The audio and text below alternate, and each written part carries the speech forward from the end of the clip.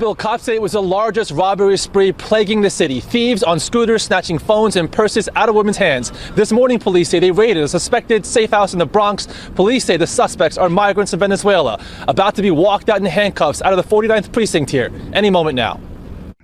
Take a look at this video released by the NYPD. Cops say what you're watching is a 52-year-old woman being violently dragged by thieves on a scooter after being mugged of her bag, her phone, her credit cards, keys, glasses, $60 cash, and her ID. It happened last month in the Sheepshead Bay section of Brooklyn. We're here in the location in the Bronx. The NYPD overnight executing a search warrant in connection with the robberies. In recent months, a wave of migrant crime has washed over our city.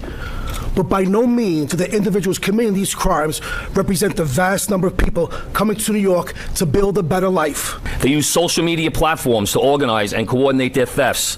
This is how they operate.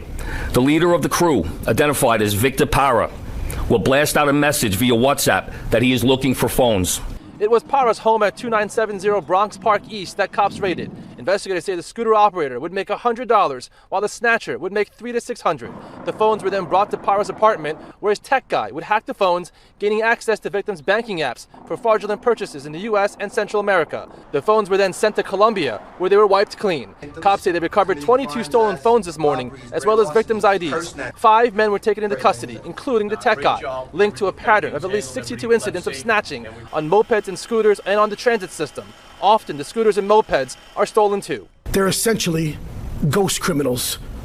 No criminal history, no photos, no cell phone, no social media. Sometimes we're even unclear on a name or a date of birth. And on top of that, these operations are extremely sophisticated. If they're found guilty and they do their time, they should be deported. The behavior is horrible. They need to deport them. Residents living in the building say crime in the area has recently gotten worse. My mom was always telling me, oh, you always lock the doors. Yeah. And like, even if you're just going downstairs, and now that I find out this, it seems like my mom's always right. Now, in all, police arrested 7 of the 14 crew members. Meanwhile, investigators are also looking into other patterns connected with this ring, including shoplifting, pickpocketing, and even human trafficking.